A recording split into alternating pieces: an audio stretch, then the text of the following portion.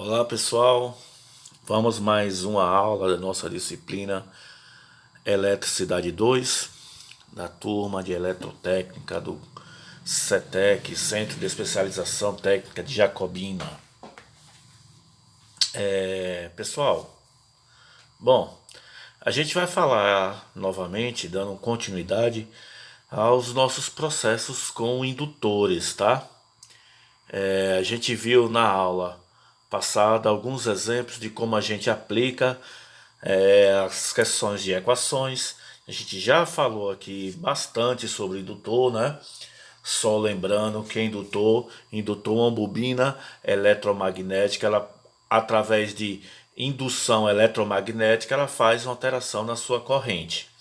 A gente vai dar uma continuidade nos nossos exemplos de cálculos, certo, pessoal?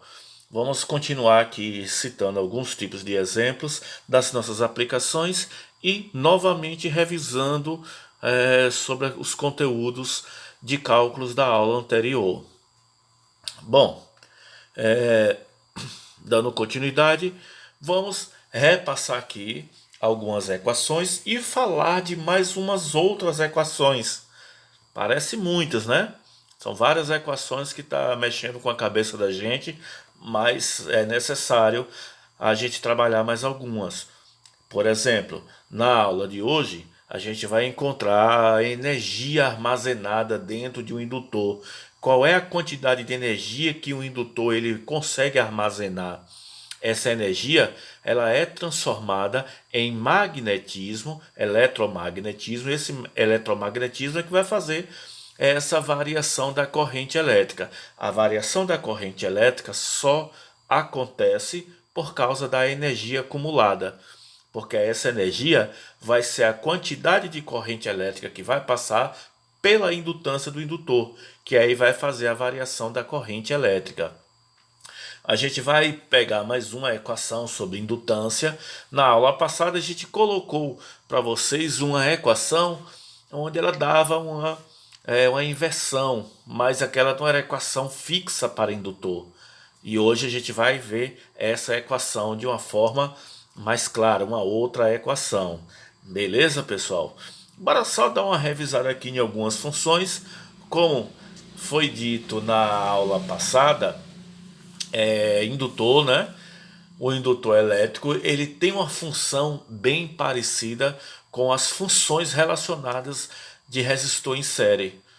Se a gente observar a função, a equação, a expressão que a gente usa do indutor em série é idêntica à função, à expressão que a gente usa para o resistor em série.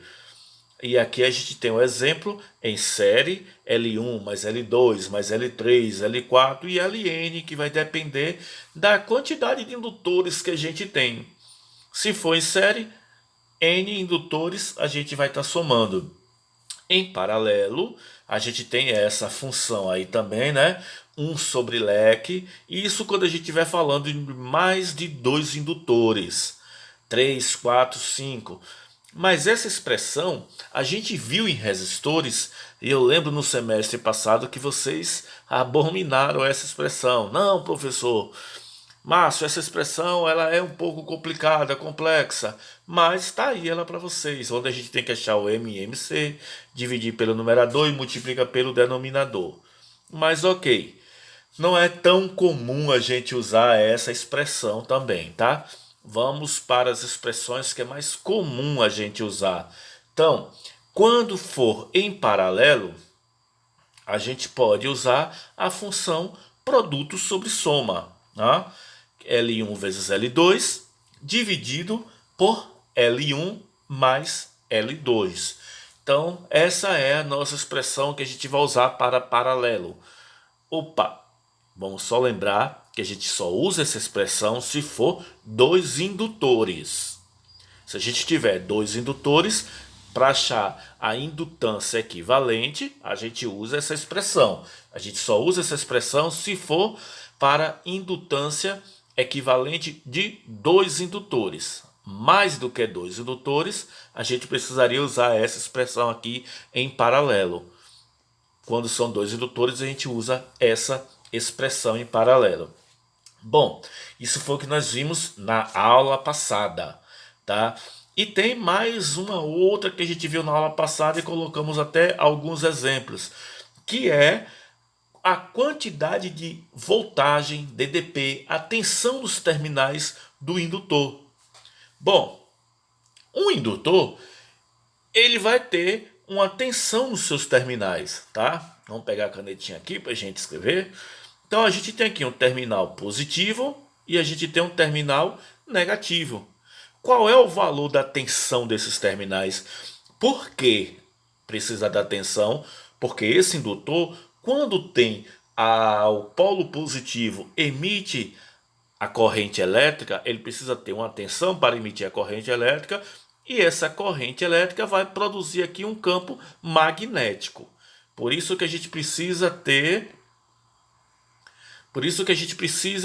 ter a tensão nos indutores, certo? Nos terminais do indutor, a gente precisa descobrir qual é a tensão desse terminal. Então, a tensão nesse terminal é expresso por essa equação que nós temos aqui, onde V de L ou V de T, tá? Isso é uma função de primeiro grau, onde a voltagem depende do indutor, depende do tempo, depende da corrente, tal. Então, V de L, voltagem, é igual L, indutância do indutor, vezes a corrente elétrica que percorre, nesse caso, essa corrente, durante um intervalo de tempo. Na aula passada, nós vimos exemplos relacionados com esta expressão, tá? Então eu estou aqui dando somente uma revisada para a gente ter uma ideia sobre. Só que aí, galera, deixa eu apagar aqui para dar uma situação a vocês. Na aula passada, a gente encontrou a indutância do indutor também por essa equação. A gente viu um exemplo, coloquei o exemplo, acho que a gente viu, né? Mas a gente percebe que o indutor, ele pode ser um indutor de ar, onde o seu núcleo é ar, mas ele pode ser um indutor onde o núcleo tem ferro ou ferrite. Se o núcleo do indutor for de ar, para encontrar a indutância, a gente usa esta expressão. Então, como é que a gente usa a indutância? Se o núcleo for de ar, a gente usa essa expressão. Aí a gente vê na aula retrasada os exemplos que eu coloquei de núcleo de ar, núcleo de ferro, núcleo de ferrite, a de bobina. E aí a gente vai ter as ideias. Professor, e como é que a gente vai saber nas atividades, tal, nas provas? Vai estar expresso para vocês implícito. Se ele é um núcleo de ar, ele vai estar determinado. Se ele for um núcleo de ferro ou ferrite, ele vai ter uma permeabilidade magnética na questão. E aí a gente vai entender. Mas só retornando, o núcleo é de ar. O que é um núcleo de ar? É que é só a bobina, só o espiral aqui, ó, como se fosse esse. O núcleo de ferro, aqui dentro dele, teria ferro ou ferrite. E aí esse material daria um campo magnético diferente quando o núcleo é de ar. Então, vamos só lembrar, se o núcleo é de ar, a gente usa essa expressão daí. Ô Márcio, beleza, tu falou se o núcleo é de ar, a gente usa essa expressão. E quando o núcleo não é de ar, qual é a expressão que a gente usa? Boa pergunta, gente. Tá aqui. A gente tem um exemplo aqui, um de ferro ou ferrite. Qual é a indutância de um indutor que é núcleo de ferro ou núcleo de ferrite? Bom, aqui a gente tem a nossa expressão. Observa que nas voltas das espiras, a gente vai ter um ferro que está passando por ele no seu centro. Deixa eu pegar a canetinha aqui.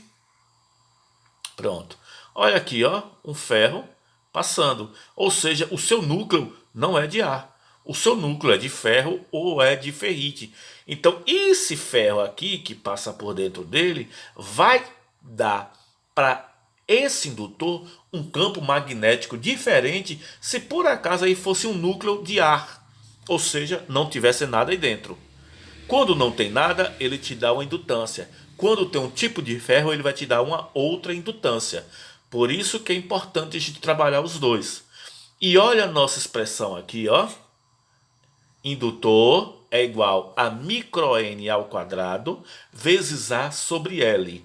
Esse H aqui é só para determinar que a indutância é em Henry. Tá? Deixa eu apagar aqui para a gente precisar novamente. Então, observa. Vamos imaginar que aqui seja o polo positivo, aqui o polo negativo. Como é que a corrente vai funcionar? A corrente vai funcionar dessa forma, partindo para cá.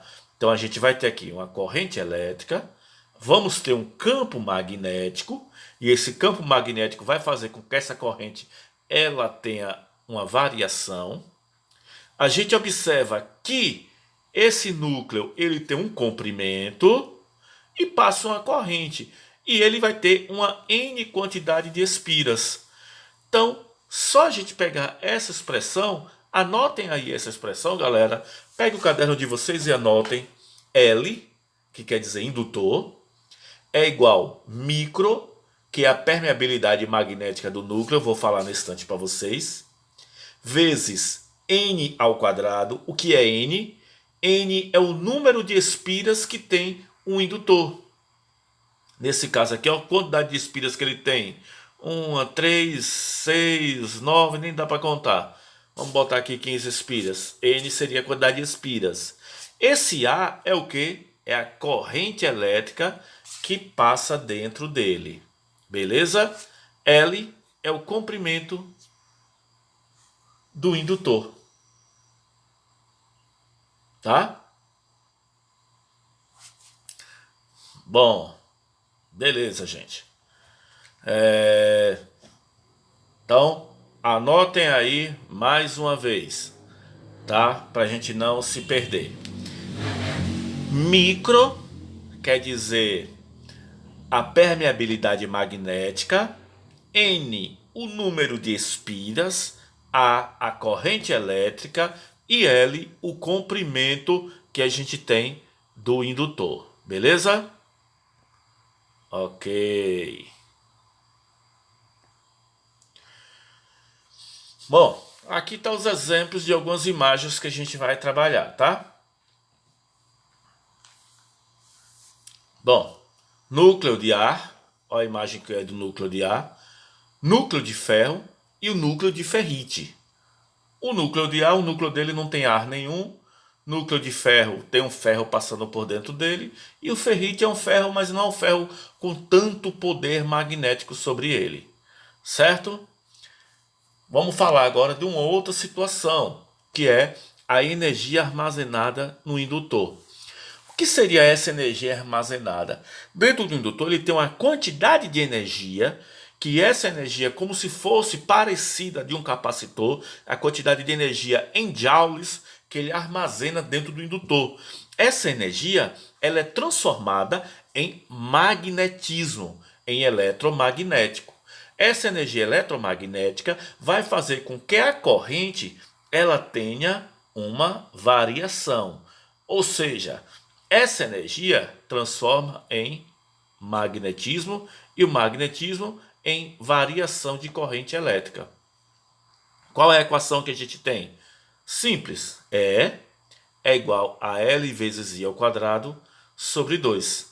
E quer dizer a energia armazenada do indutor, L, a indutância do indutor, e I, a intensidade da corrente elétrica que passa pelo indutor.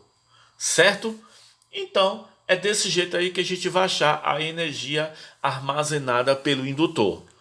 Ok, galera? Temos aqui 3 exemplos de como a gente poderia, como a gente vai aplicar, como a gente pode aplicar essas equações. Certo? Vamos ver esses 3 exemplos e já vou passar uma lista de atividade para vocês também, pessoal. E aí a gente está martelando essas atividades. Beleza, galera?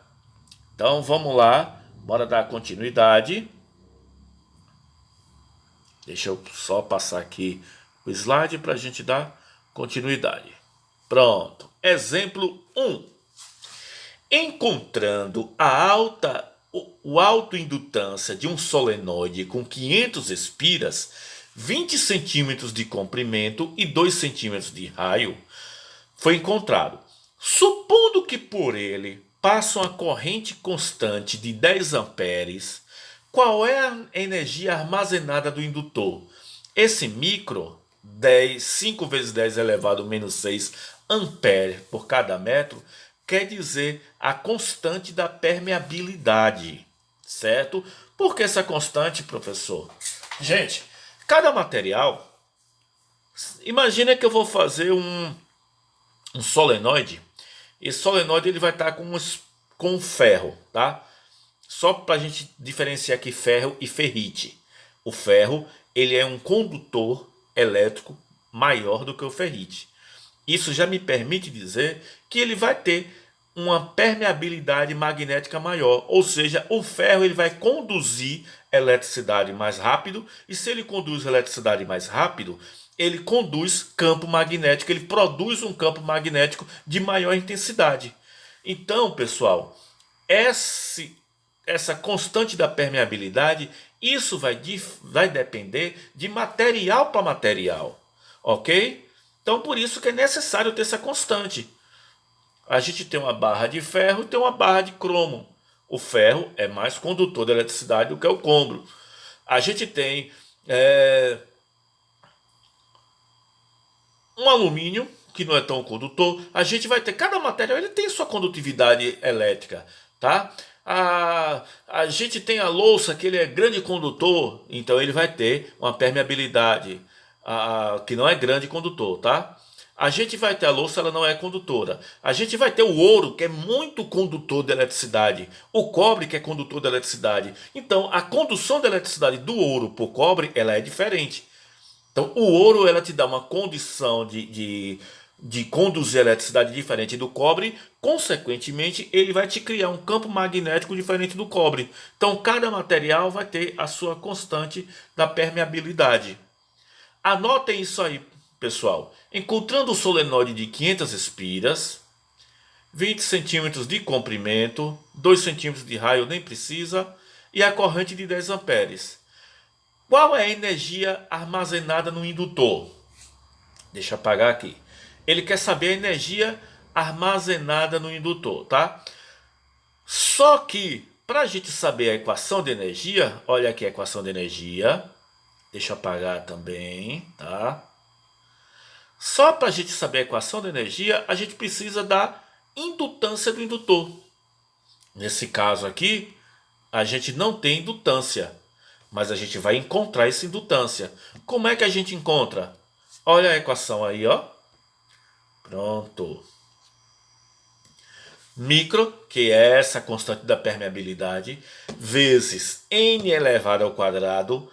Pedi para vocês anotar, mas vão anotando. N é a quantidade de espira, vezes A, era para estar aí, certo? Mas A que é a corrente elétrica, dividido por L. Isso aqui é um L de comprimento. Bom, agora é só a gente pegar aquelas informações que a gente tem na questão e passar. Bora ver qual é a constante, tá? Essa constante aqui, ela dá quanto aqui? Ó, opa, olha a constante aqui. 5 vezes 10 elevado a menos 6, certo? Então é só a gente pegar essa constante aqui e colocamos ela no seu devido local.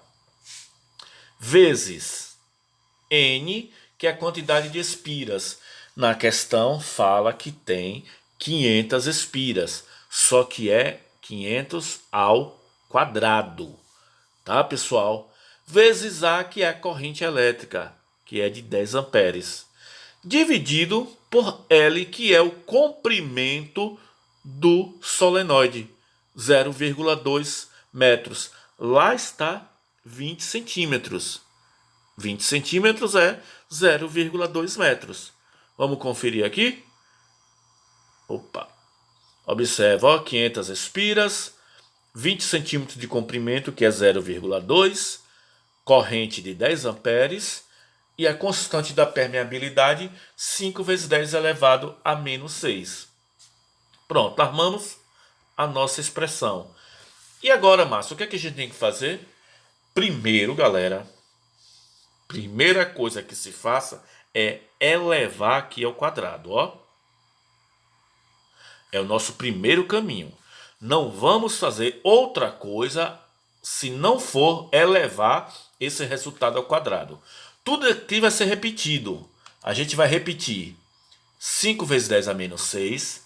Repetimos 10 e repetimos 0,2. Quem tiver a prática e quiser adiantar a fila do bolo, pode fazer. Mas eu aconselho a gente ir aos poucos. Primeiro fazendo o quê? Primeiro elevando 500 ao quadrado. Então, repetindo tudo. 500 ao quadrado é 500 vezes 500. 500 vezes 500 dá quanto? Olha o resultado lá em cima.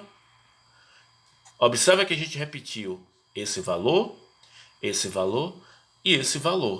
Esse 250 mil aqui, ele vem de quê? De 500 vezes 500.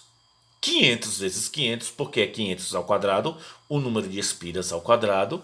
500 vezes 500 dá 250 mil. Beleza? Pronto. Então veja só, deixa eu apagar aqui, viu? O que foi que a gente fez? Multiplicou 500 vezes 500, que dá 250 mil. E agora?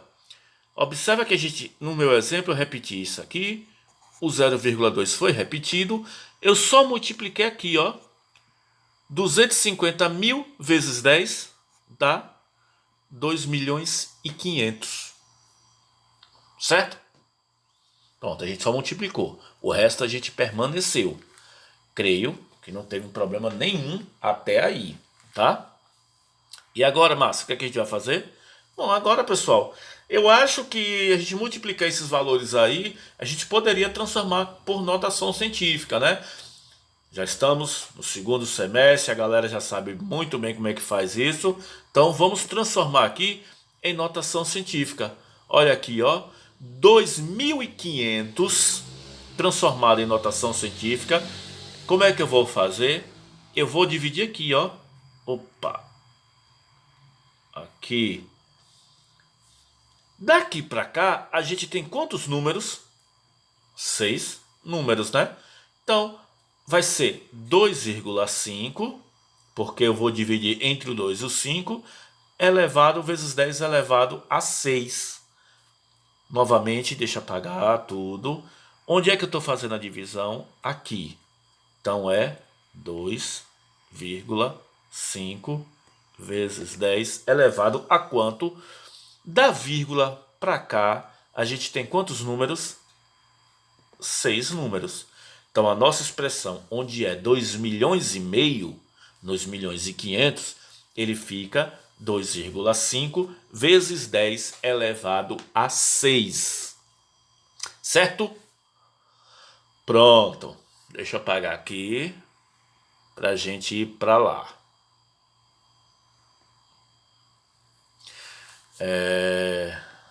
Vamos lá. Observa que o 5 vezes 10 a menos 6, vezes 2,5 vezes 10 a 6, vezes 0,2. A gente tem aqui uma expressão onde esse número aqui, ó, ele elimina esse. Por que elimina, professor? Porque todos os dois são elevados a 6.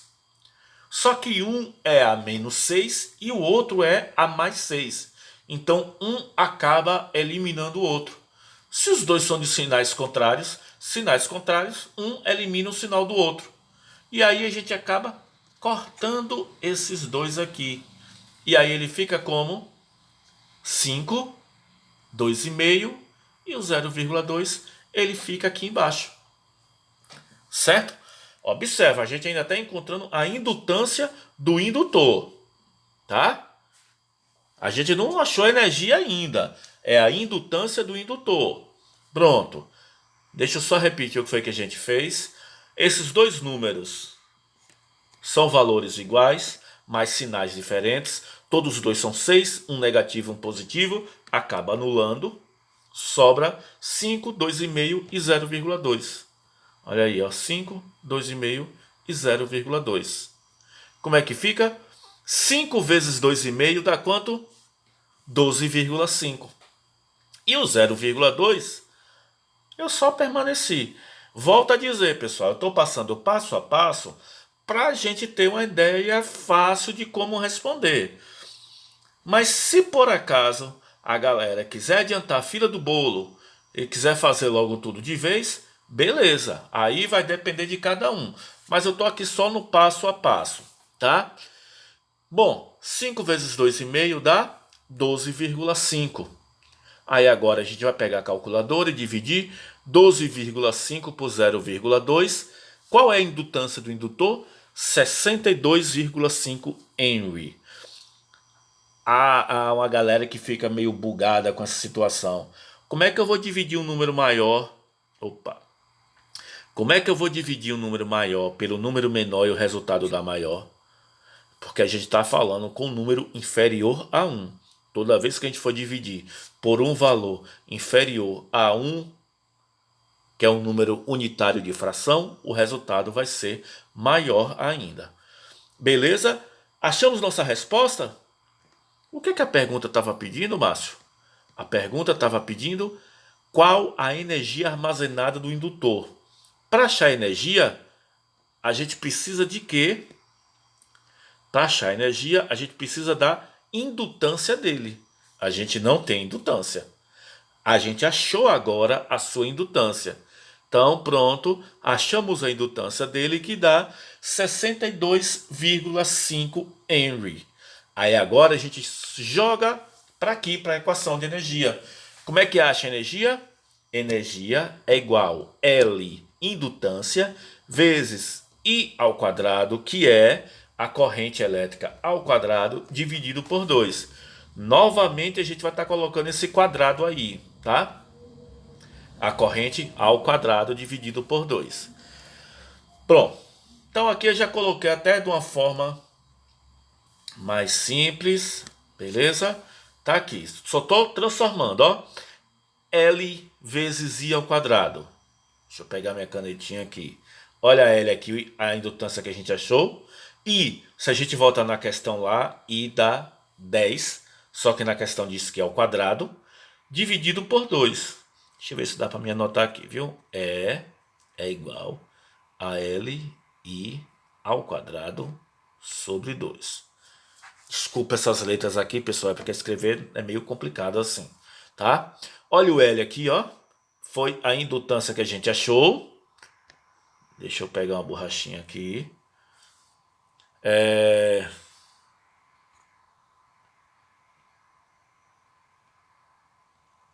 Opa. Peraí que eu me perdi aqui no rapaz. Não é isso que eu quero, não. Me perdi, mas vai lá. Aqui. Deixa eu refazer a equação. É igual Li ao quadrado dividido por 2. L, a indutância que a gente achou no instante. E a corrente que é dada na questão, 10, mas lembra que ele é o quadrado, sobre 2. Olha aqui, ó. E aí, professor, o que a gente vai fazer?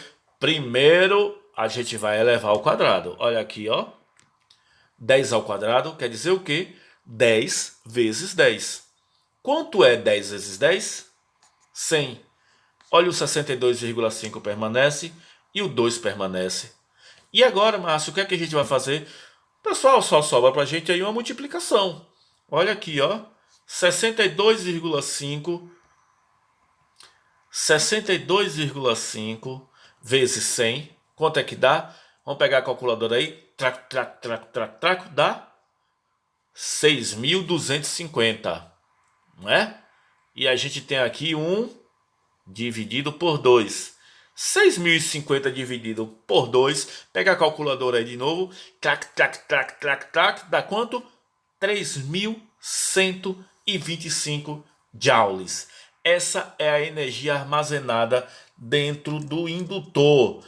Dentro do indutor, a questão diz: dentro do indutor de 500 espiras, 20 centímetros de comprimento, 2 centímetros de raio, que passa uma corrente de 10 amperes, qual é a energia que é armazenada sobre ele? 3.125 joules. Então, a nossa resposta aqui é 3.125 joules. Tá, galera? Bom, a gente vai ter outros exemplos ainda, viu? A aula acabou de indutor? Não. A gente tem aqui, ó, mais outros exemplos de como aplicação de indutor, mas isso vai ficar para a próxima aula. Certo, pessoal? Fica com Deus, beijo no coração, até amanhã, que amanhã vai ter mais aulas, e depois que acabar indutor a gente vai para Fazor também, e aí vai ficar tudo mais claro para a gente. Um abraço, pessoal. Fiquem com Deus, gente.